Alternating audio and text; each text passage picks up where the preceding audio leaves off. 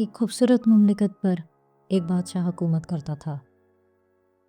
بادشاہ نہایت ہی رحم دل طبیعت کا مالک تھا۔ رعایا اس سے بہت خوش رہا کرتی تھی۔ اس کی ایک بیٹی تھی جس کا نام امبر تھا۔ شہزادی امبر انتہا کی سخت طبیعت کی مالک تھی۔ اسے کبھی کسی پر رحم نہیں آتا تھا۔ نوکروں سے بدتمیزی کرنا، بد اخلاقی سے پیش آنا، اس کے لیے یہ معمولی باتیں تھیں۔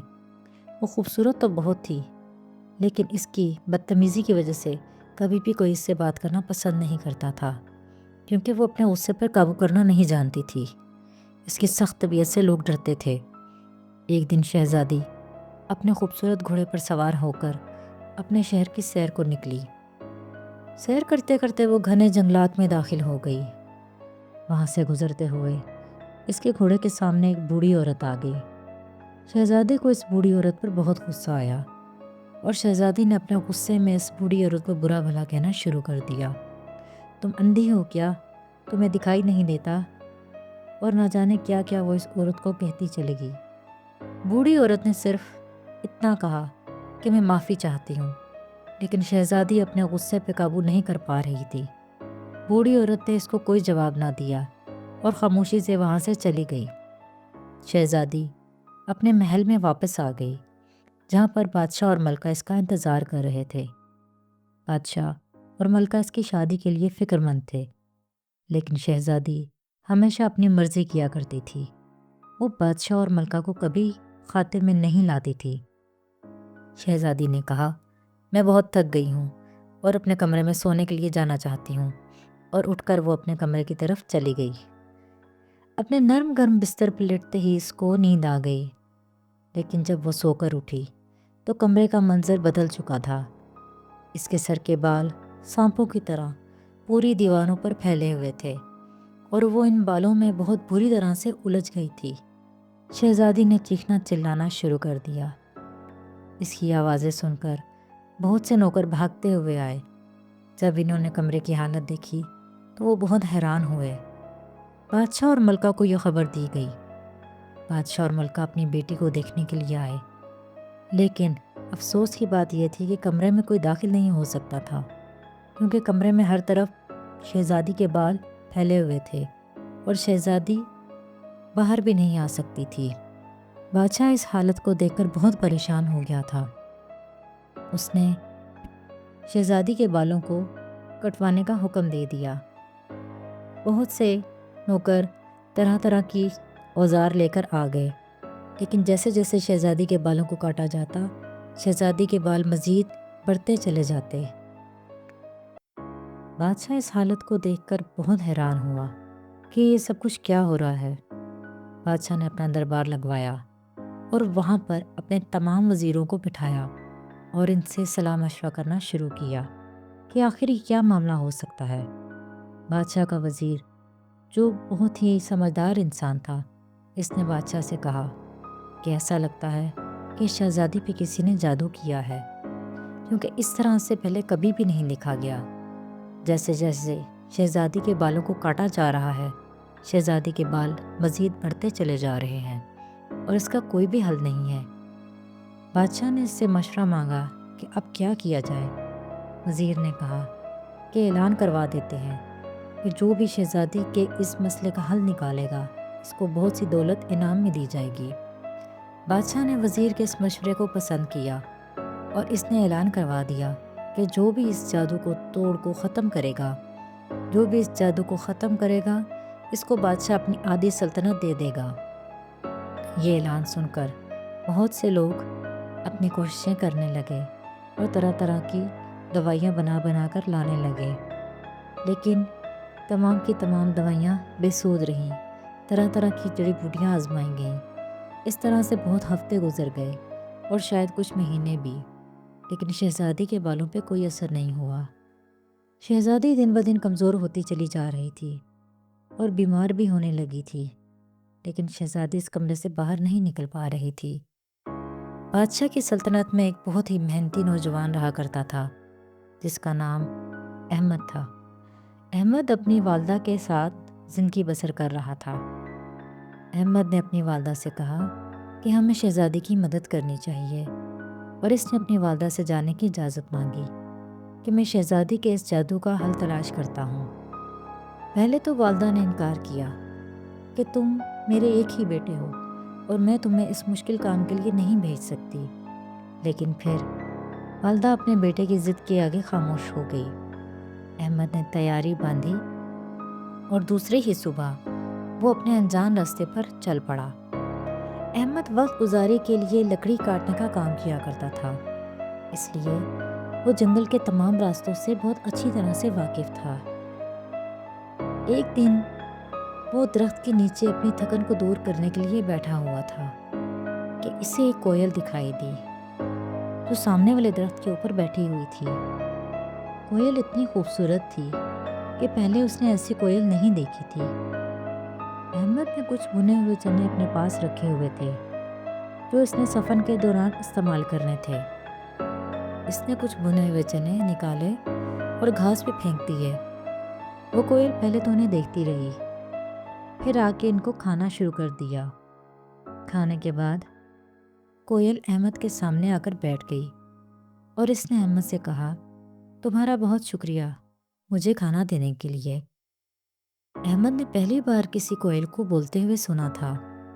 اس کی حیرت کی انتہا نہ رہی اور اس نے اس سے پوچھا، کیا تم بول سکتی ہو؟ کوئل نے کہا، ہاں میں بول سکتی ہوں، کیونکہ میں تمہاری دنیا کی نہیں ہوں، میں جادوئی جنگلات سے آئی ہوں۔ احمد نے کہا، جادوئی جنگلات؟ یہ کہاں پر ہے؟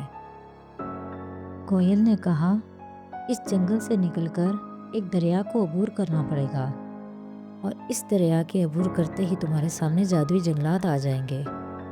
احمد نے کہا، میں کسی کی تلاش میں ہوں، کیا تم میری مدد کر سکتی ہو؟ کوئل نے پوچھا، کس کی تلاش میں ہو؟ پھر احمد نے ساری کہانی اس کو بتا دی اور شہزادی کے علاج کے بارے میں بھی بتا دیا۔ کوئل نے کہا، جادوئی جنگلات میں ایک نیک دل جادوگرنی رہتی ہے، تم اس کے پاس چلے جاؤ، ہو سکتا ہے کہ وہ تمہاری شہزادی کی مدد کر سکے، کیونکہ وہ بہت لوگوں کی مدد کرتی رہتی ہے۔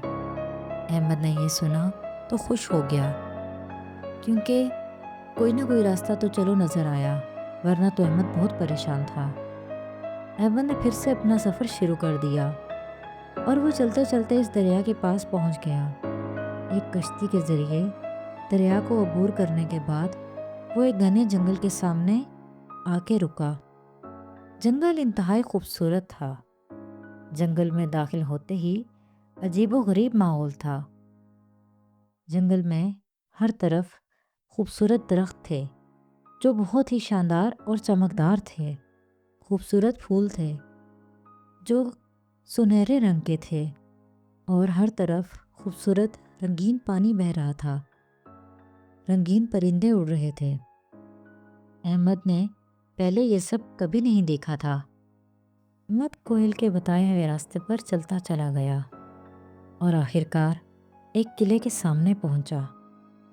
قلعے کے اندر داخل ہوتے ہی اس نے دیکھا کہ سامنے ایک عورت بیٹھی ہوئی ہے جس کے سفید بال ہیں اور وہ بزرگ عورت ہے۔ اس عورت نے احمد کی طرف دیکھا اور مسکرا دی۔ اس نے کہا، آ ہی گئے ہو تم آخر، میں تمہارا ہی انتظار کر رہی تھی۔ احمد نے کہا، کیا آپ مجھے جانتے ہیں؟ اس عورت نے کہا، ہاں میں تمہیں جانتی ہوں اور یہ بھی جانتی ہوں کہ تم نیک دل انسان ہو۔ تمہارا دل سچا اور اچھا ہے، تمہاری عادات بہت اچھی ہیں، اس لیے میں تمہیں اپنے قلعے میں داخل ہونے کی اجازت دی ہے۔ احمد نے اس سے کہا کہ میں اپنی ریاست کی شہزادی کے لیے آیا ہوں، اس پر ایک عذاب نازل ہو گیا ہے۔ اور پھر احمد نے اس سے ابھی بتانا شروع ہی کیا تھا کہ اس عورت نے اس کو چپ ہونے کا اشارہ کیا اور اس بوڑھی عورت نے کہا، تمہاری شہزادی کو یہ سزا میں نے ہی دی ہے۔ تمہاری شہزادی بہت ہی سخت دل کی مالک ہے اور اس کی سخت طبیعت کی وجہ سے بہت سے لوگ اس سے ڈرتے ہیں اور پریشان ہیں۔ میں اس کو آزمانے کے لیے اس کے سامنے آئی تھی، لیکن اس کی طبیعت کو دیکھ کے مجھے اندازہ ہو گیا تھا کہ جب تک اسے سزا نہیں دی جائے گی تب تک یہ کبھی بھی سیدھے راستے پر نہیں آ سکتی۔ احمد نے کہا، کہ شہزادی بہت سزا برداشت کر چکی ہے اور شاید اب وہ اپنا رویہ درست کر لے گی، اور وہ پہلے جیسی نہیں رہی ہے، وہ بہت بدل چکی ہے۔ اس سزا نے اسے توڑ کے رکھ دیا ہے۔ اس کے ماں باپ بہت پریشان ہیں۔ اب آپ اپنا جادو ختم کر دیجئے اور اس کو معاف کر دیجئے۔